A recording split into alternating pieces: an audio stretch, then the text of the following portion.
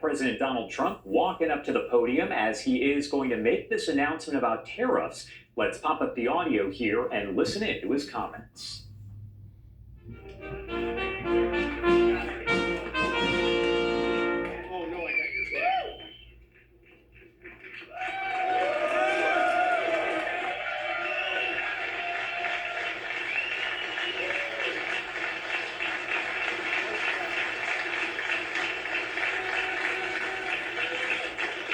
Thank you very much. Thank you. Nice crowd. What a good-looking group of people. Well, we have some very today, and a lot of good things are happening for our country. Please sit down. My fellow Americans, this is Liberation Day. Waiting for a long time.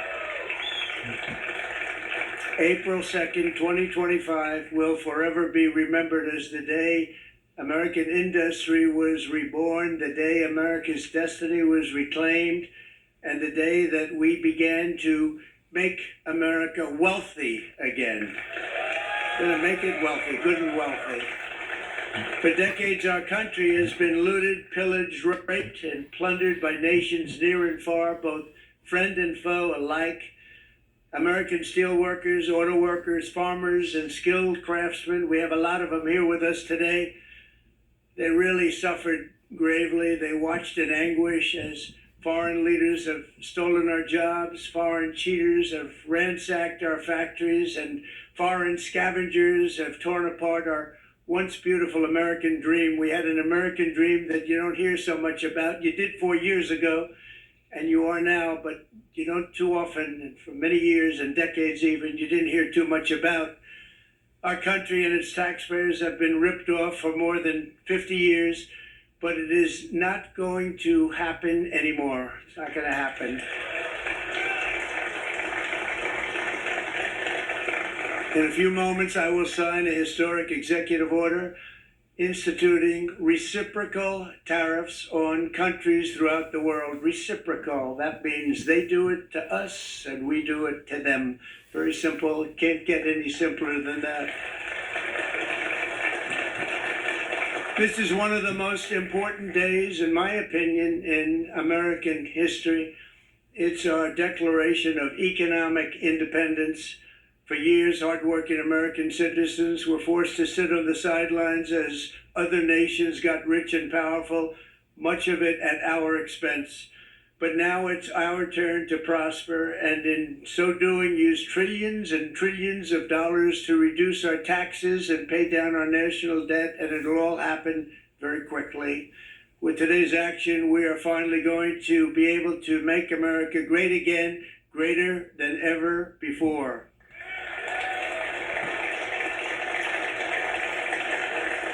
Jobs and factories will come roaring back into our country, and you see it happening already. We will supercharge our domestic industrial base. We will pry open foreign markets and break down foreign trade barriers. And ultimately, more production at home will mean stronger competition and lower prices for consumers. This will be indeed the golden age of America. It's coming back. We're going to come back very strongly. We're pleased to be joined on this momentous occasion by Vice President J.D. Vance. J.D., thank you. Thank you. Thank you very much. Where are you, J.D.? No, that wasn't too hard to find. I was looking, he likes to take a low-key attitude, so usually we sit right in front. He's gaining a lot of confidence, Mike, isn't it? And nearly my entire cabinet is here, as well as Speaker Mike Johnson, who's done an amazing job. And with the great success we had last night in Florida, we have a majority of 7. And 7's like a lot when we had it at 1, right? You've done a fantastic job, and many of the members of the House and Senate are with us. Senators, Congressmen, thank you all for being with us. We appreciate it.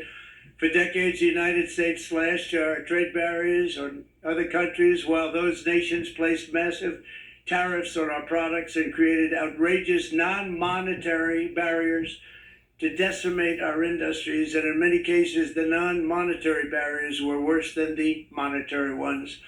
They manipulated their currencies, subsidized their exports, stole our intellectual property, imposed exorbitant VAT taxes to disadvantage our products, adopted unfair rules and technical standards, and created filthy pollution havens. They were absolutely filthy, but they always came to us and they said, we're violating, we should pay for it. It's all detailed in a very big report by the U.S. Trade Representative on foreign trade barriers, and I'll just hold it up for you. It's available, and you don't have to pay too much, as I understand it. You pay nothing. It's a lot of work for something, actually, because it's a special book. It's frankly, it's very upsetting when you read it, when you see what people have been doing to us for 30 years. This all happened with no response from the United States of America, none whatsoever. But those days are over. Let me offer just a few examples of the vicious attacks our workers have faced for so many years. The United States charges other countries only a 2.4 tariff on motorcycles. Meanwhile, Thailand and others are charging much higher prices, like 60%. India charges 70%. Vietnam charges 75%, and others are even higher than that. Likewise, until today, the United States has for decades charged a 2.5 tariff. Think of that, 2.5% on foreign-made automobiles. The European Union charges us more than 10% tariffs, and they have 20% VATs, much, much higher. India charges 70%, and perhaps worst of all are the non-monetary restrictions imposed by South Korea, Japan, and very many other nations. As a result of these colossal trade barriers, 81% of the cars in South Korea are made in South Korea. 94% of the cars in Japan are made in Japan. Toyota sells 1 million foreign-made automobiles into the United States, and General Motors sells almost none. Ford sells very little. None of our companies are allowed to go into other countries. And I say that, friend and foe. And in many cases, the friend is worse than the foe in terms of trade. But such horrendous imbalances have devastated our industrial base and put our national security at risk. I don't blame these other countries at all for this calamity. I blame former presidents and past leaders who weren't doing their job. They let it happen, and they let it happen to an extent that nobody can even believe. That's why, effective at midnight, we will impose a 25% tariff on all foreign-made automobiles.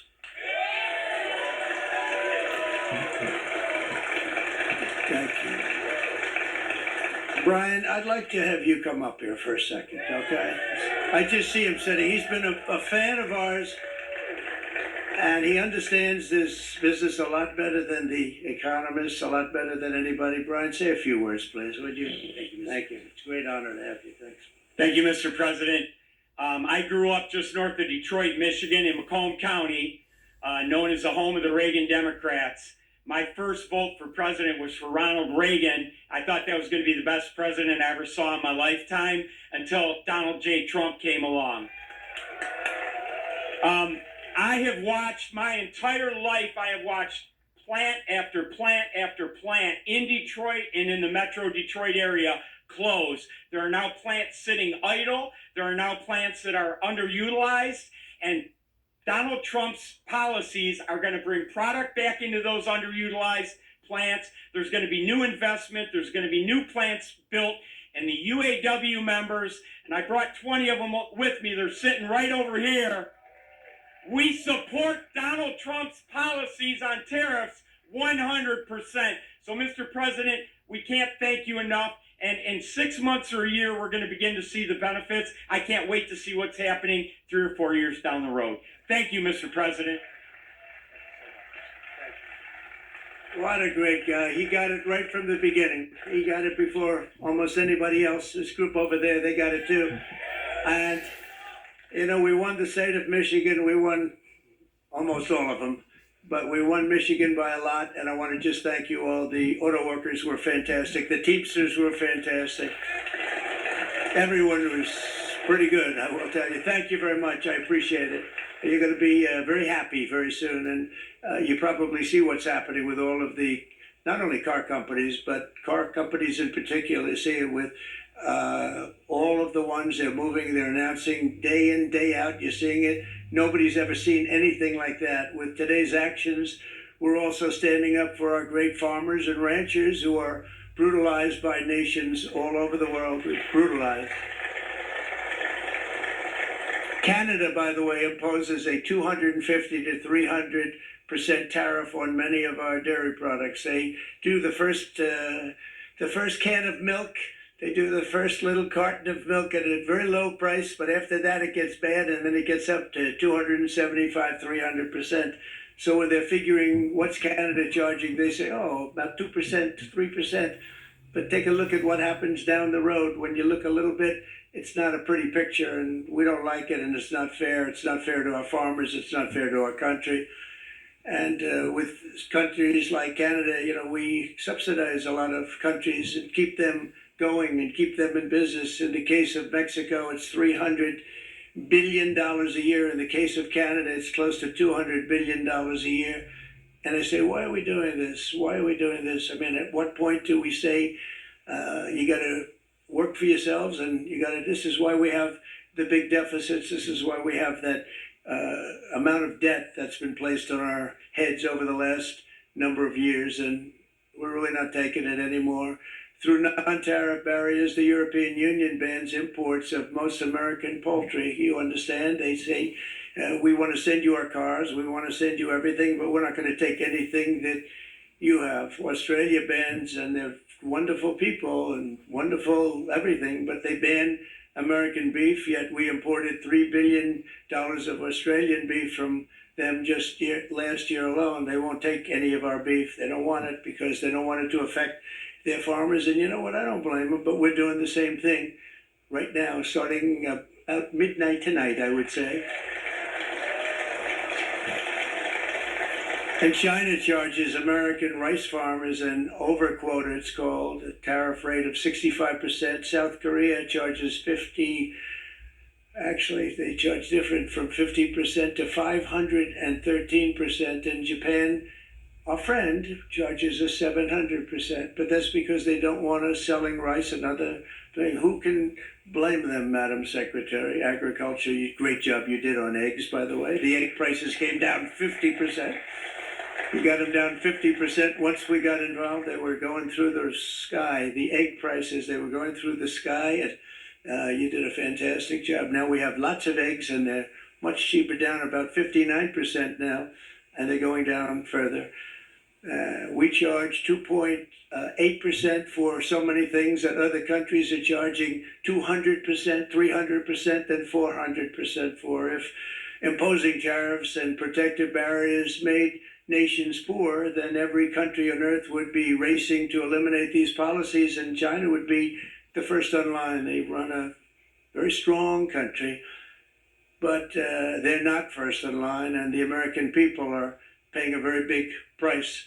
From 1789 to 1913, we were a tariff-backed nation, and the United States was proportionately the wealthiest it has ever been. So wealthy, in fact, that in the 1880s, they established a commission to decide what they were going to do with the vast sums of money they were collecting. We were collecting so much money so fast, we didn't know what to do with it. Isn't that a nice problem to have? What do you think, Marco? Good problem? Marco would love that problem. But we don't have that problem anymore, but we're not going to have it very much longer, I will tell you. But they collected so much money, they actually formed a commission to determine what they were going to do with the money, who they were going to give it to, and how much. Then in 1913, for reasons unknown to mankind, they established the income tax so that citizens, rather than foreign countries, would start paying the money necessary to run our government. Then in 1929, it all came to a very abrupt end with the Great Depression, and it would have never happened if they had stayed with the tariff policy. It would have been a much different story. They tried to bring back tariffs to save our country, but it was gone. It was gone. It was too late. Nothing could have been done. It took years and years to get out of that depression, far longer than even FDR had that office right over there for a long period of time. The ramp system, that's rather intricate, was built because of him, and every time you walk up, you think of him, and he did a great job in many ways, but it lasted long beyond his terms, as you know. But it's not too late any longer, and we're going to start being smart, and we're going to start being very wealthy again. We're going to be wealthy as a country because they've taken so much of our wealth away from us. We're not going to let that happen. We truly can be very wealthy. We can be so much wealthier than any country. It's not even believable, but we're getting smart. Nearly a century later, in the face of unrelenting economic warfare, the United States can no longer continue with a policy of unilateral economic surrender. We cannot pay the deficits of Canada, Mexico, and so many other countries. We used to do it. We can't do it anymore. We take care of countries all over the world. We pay for their military. We pay for everything they have to pay. And then when you want to cut back a little bit, they get upset that you're not taking care of them any longer. But we have to take care of our people, and we're going to take care of our people first. And I'm sorry to say that.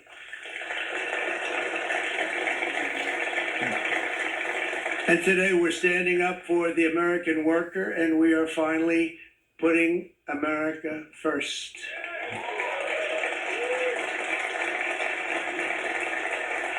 In Sleepy Joe Biden's last year in office, the United States hemorrhaged 100,000 manufacturing jobs, and the number was going through the roof at levels never seen before.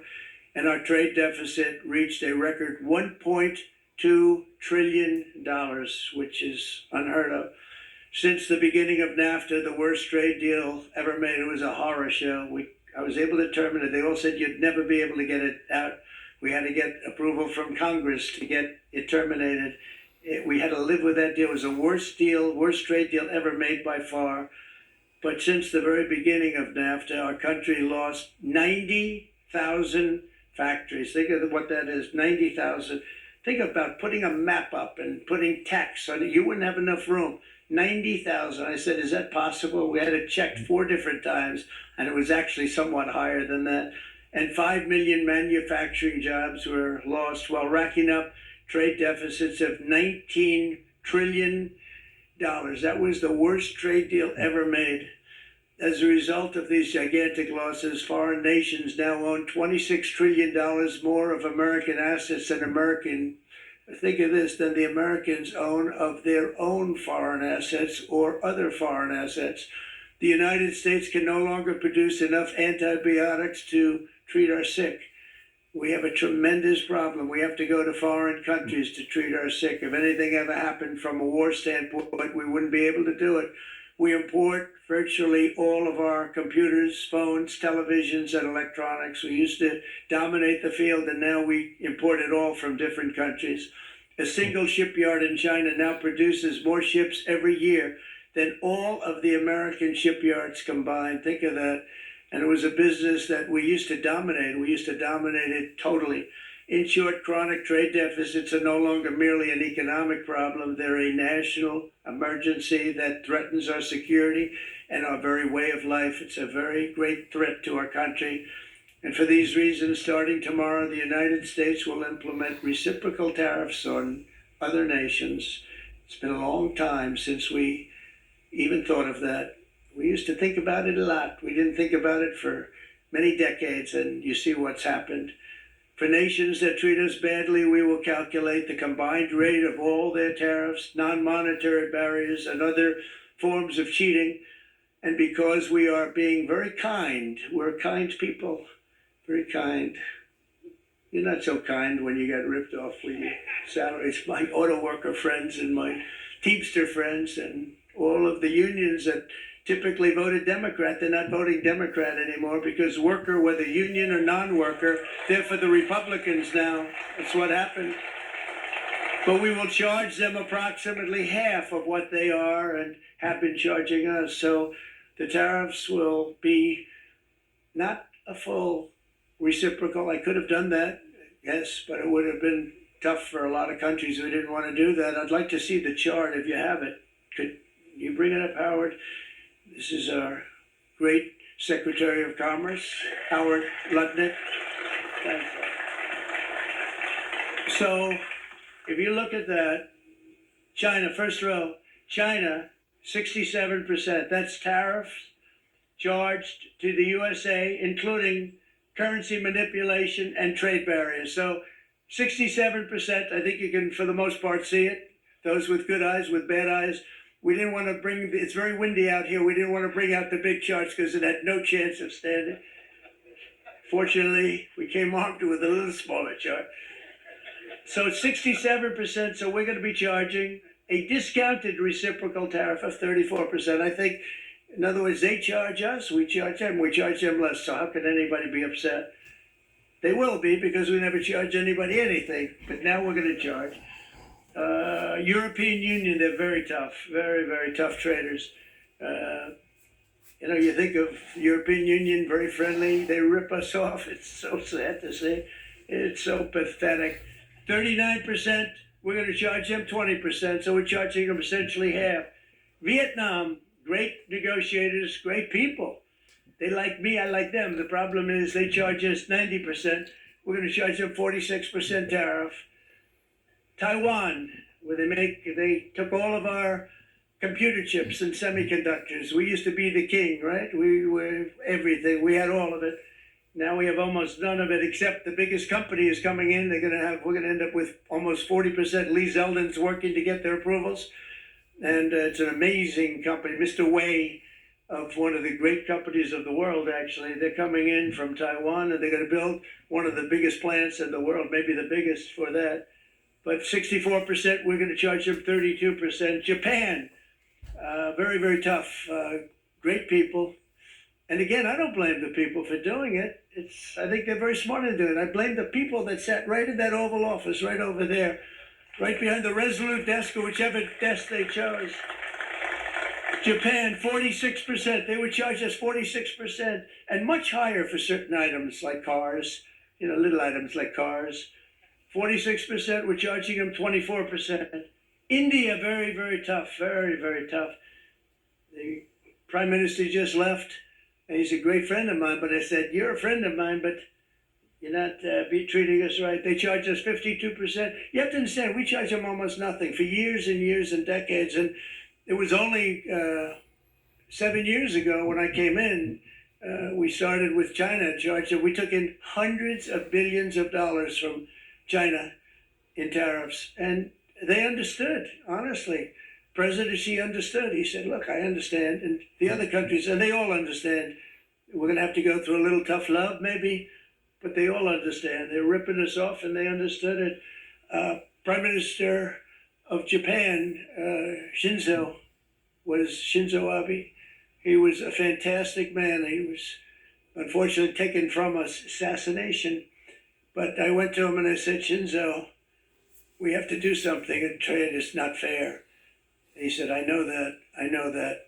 And he was a great gentleman. He was a fantastic man, but he understood immediately what I was talking about. I said, Shinzo, we have to do something. He said, I know that. And we worked out a deal, and it would have been a much better deal, but frankly, there were many years left in the deal that was made previous to my getting there, but it was something. If you look at Switzerland, 61% to 31%, Indonesia, Malaysia, Cambodia, oh, look at Cambodia, 97%. We're going to bring it down to 49%. They made a fortune with the United States of America. United Kingdom, 10%, and we'll go 10%. So we'll do the same thing. South Africa, 60%, 30%, and they've got some bad things going on in South Africa. We're paying them billions of dollars, and we cut the funding because a lot of bad things are happening in South Africa. The fake news ought to be looking at it. They don't want to report it. Brazil, 10%, 10%. Bangladesh is 74%. So you see what's going on. Pakistan, 58%. Sri Lanka, 88%. So what we're doing is we're taking not the full, we could take the full 88%. Thanks a lot. He's doing a very good job. How's he doing, all right? I think you better take it with you. It's not going to last very long. He's going to put it, it's going to follow you down with the wind. I brought a hat just in case it got too windy, but would anybody like a hat? I'm not giving it to a cabinet. I'm giving it to the auto workers. Come here.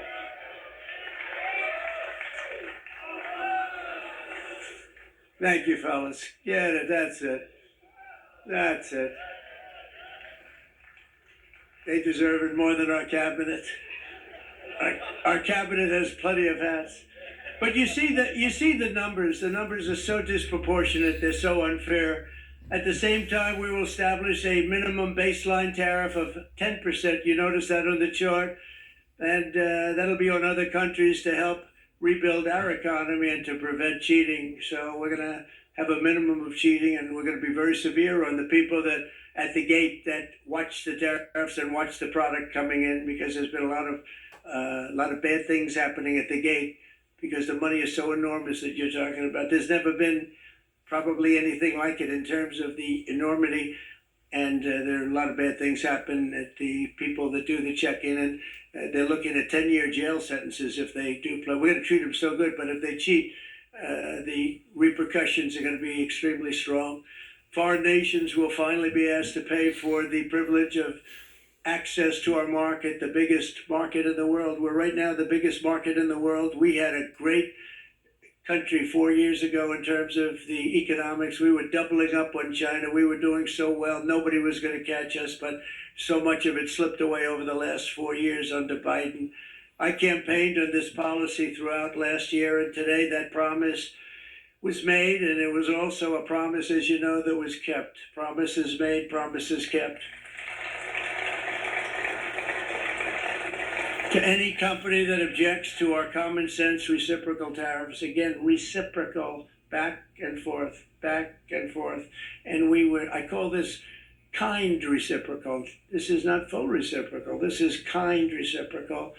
But what we do is we cut it in half. We charge them. My answer is very simple. If they complain, if you want your tariff rate to be zero, then you build your product right here in America, because there is no tariff if you build your plant, your product in America.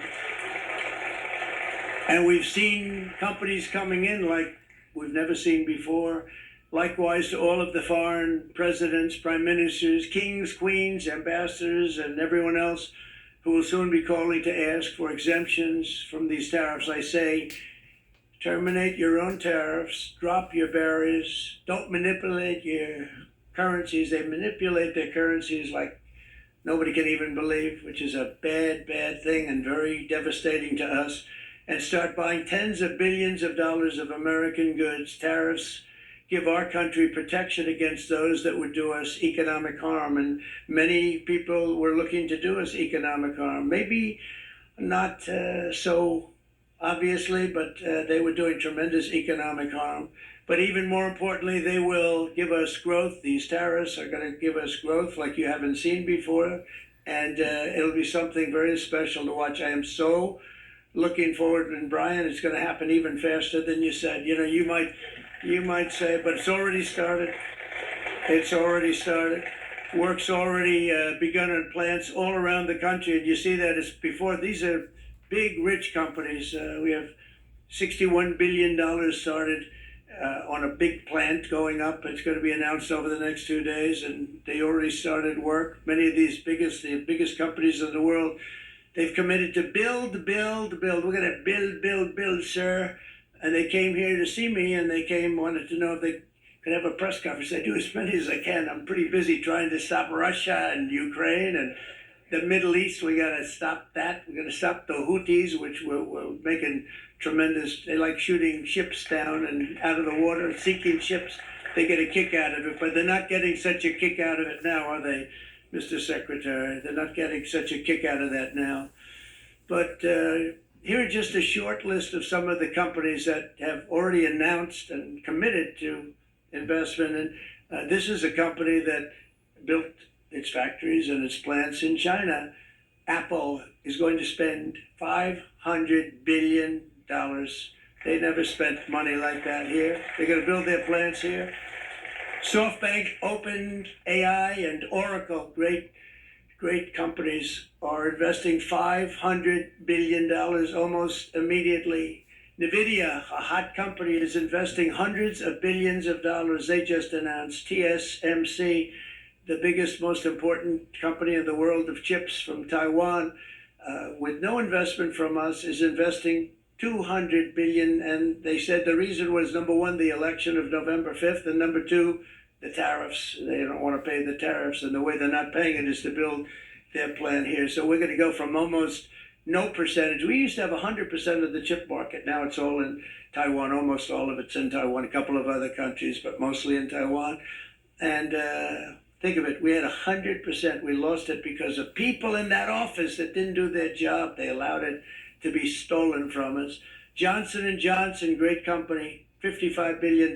Eli Lilly, $27 billion. Meta is investing $500 billion. Wow. The Mac is investing $20 billion. CMA, CGM, $20 billion. And then you have Merck, Clarios, Stellantis, General Motors, GE Aerospace, Honda, Nissan, Hyundai are all putting in billions and billions of dollars, and they're committed 100%.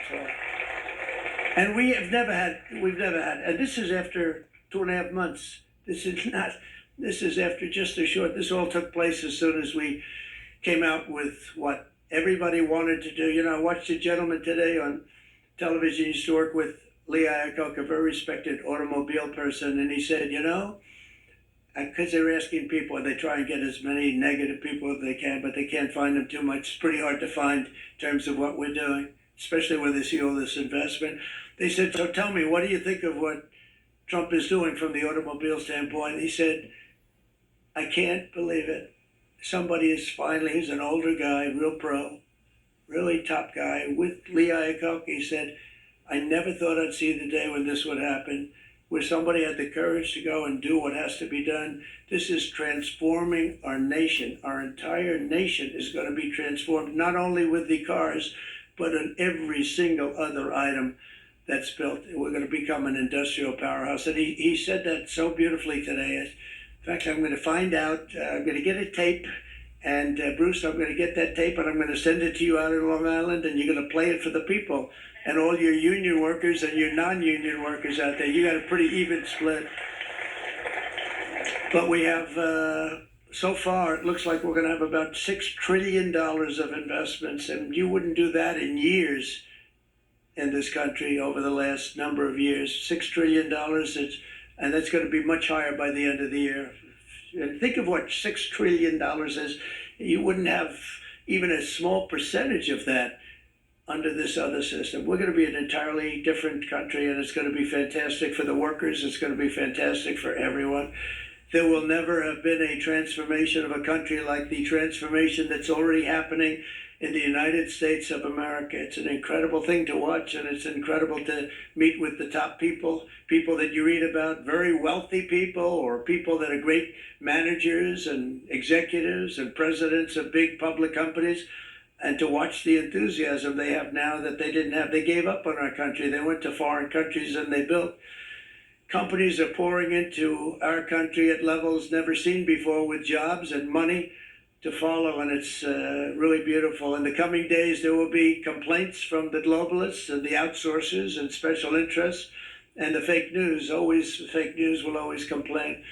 But never forget, every prediction our opponents made about trade for the last 30 years has been proven totally wrong.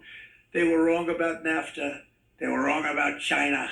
They were wrong about the Trans-Pacific Partnership, which would have been a disaster if I didn't terminate it. If I didn't terminate that, United Auto Workers, you would have had no jobs in this country. You would have had no jobs. It was all going to other countries.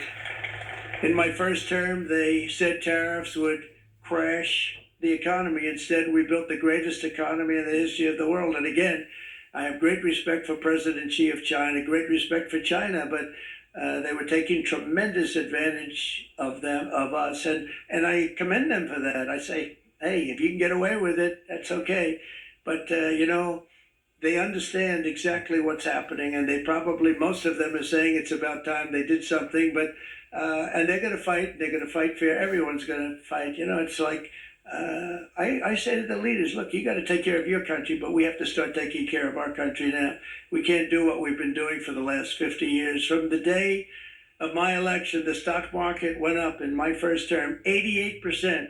with NASDAQ going up 155%, more than any president has ever had in any term in office, by far.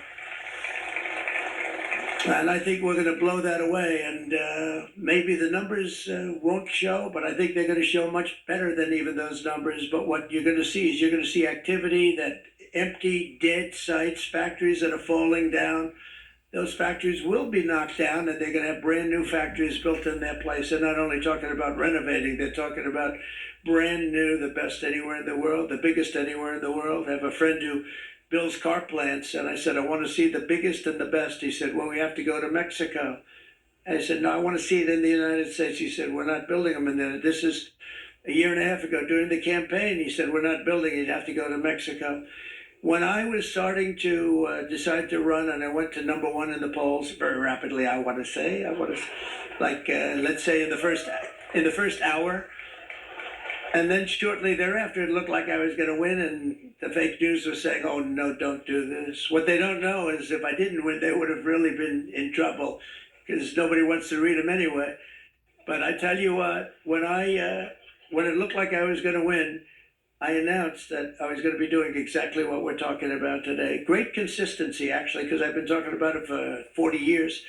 But because I saw what was happening 40 years ago. If you look at my old speeches when I was young, very handsome, my old speeches, and then people would say I'd be on a television show, I'd be talking about how we were being ripped off by these countries. I mean, nothing changes very much. The only thing that changed were the countries, but nothing really changes. But it's why it's such an honor. It's such an honor to be finally able to do this. If you look at China, I took in hundreds of billions of dollars in my term, hundreds of billions. They never paid 10 cents to any other president, and yet they paid hundreds of billions, so much so that Biden couldn't do anything. They wanted to try and terminate it because he had a very special relationship with China. You know what the relationship was? He had a special relationship. But the numbers were so big, that they couldn't do it. So they did ease it up. They did things that they shouldn't have done. They made it a lot more comfortable for them, but they couldn't do it because the numbers were hundreds of billions of dollars, and I did that. And we were on our way to doing something like incredible. And then we had a very bad election happen, a lot of bad things happened. So when I said we got to do it again, I said we have to make it too big to rig, and we made it too big to rig, and we won in records, and it was a monumental win. And it was such an honor to see so many of you, like Brian and your friends, here with us to celebrate, and to more importantly celebrate what we're doing, because that wouldn't be a full celebration if we didn't do this, because this will be an entirely different country in a short period of time. It'll be something the whole world will be talking about it. The critics made the very tired predictions earlier this year, but in February, core inflation dropped to the lowest rate in 4 years. And the price of eggs, as you know, just in a month and a half, we were there for 4 weeks. And the first week I got blamed for eggs. I said, I just got it. They said eggs have gone up at like 250% and you can't get eggs. And they were going crazy. And I said, I just got here. And then we got to work on eggs, and we got to work on everything. And our great Secretary of Agriculture, you did a fantastic job. Brooke Rollins, you did a fantastic job. And as I said before, the price of eggs dropped now 59%, and they're going down more, and the availability is fantastic. They were saying that for Easter, please don't use eggs. Could you use plastic eggs? I said, we don't want to do that. We want to, and you really came through. It's an amazing job. Thank you very much, Brooke. You did great. But likewise, an old-fashioned term that we use, groceries. I used it in the campaign. It's such an old-fashioned term, but a beautiful term, groceries. It sort of says a bag with different things in it. Groceries went through the roof, and I campaigned on that. I talked about the word groceries for a lot, and energy costs now are down, groceries are down, gasoline is way under $3, and people are beginning to be able to buy things and live again. We brought prices way down. We created 10,000 already in a few weeks, new manufacturing jobs, and it was that took place in 1 month. numbers that they haven't seen in a long time. We had virtually no inflation under my term. We had virtually no inflation for 4 years, but after transitioning over to Sleepy Joe, it went from almost non-existent to the highest in the history of our country. They're the highest inflation in the history of our country, brought up by energy and bad spending and bad policy, and a lot of bad things happened. How about allowing millions and millions and millions of people to pour into our country with open borders, where it's so sad to see even now. And I see our great secretary of You Have Done. Stand up, please, Christy. Stand up. Christy Noem. And Tom Holman. These people are doing a great job, but gotten them out in records. We have problems with judges that don't want them to go out. They want Tren de Aragua, and they want MS-13, the most vicious gangs ever. Nobody's ever seen anything like it. Absolute killer gangs. They kill people. They don't even think about it. And we put them out, and we have judges now, radical left judges that they don't want them to go out. They want them to even be brought back. Let's bring them back. You've done a fantastic job, and please thank everybody. Homeland Security, thank everybody. Appreciate it. And we now have a border that's the best border that we've ever had, even better than it was my first term. My first term we did good, but this one we really specialized in. We've done really well.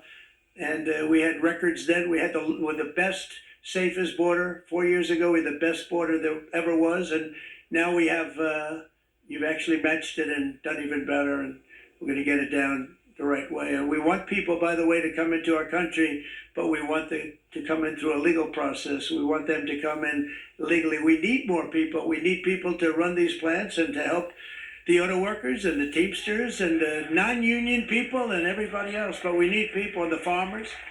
And we're going to let people come in, but they want to come in. We want them to come in legally. They have to have the capability of loving our country, not people that hate our country. We don't want them in our country. And now we're going to pass the largest tax cuts in American history, and that's where we're relying on Mike and John Thune. And we will not cut Social Security, Medicare, or Medicaid benefits, and the Democrats will, because if they got in, the entire economy would collapse. This country is heading for a collapse under the people that you saw. They were horrible. I think one of the reasons people like the job, I have my highest approval ratings because I think they're comparing me to the worst administration in the history of our country. So I appreciate that at least. But Speaker of the House, Mike Johnson, and Senate Majority Leader, appreciate it, Mike. John Thune have been fantastic, by the way.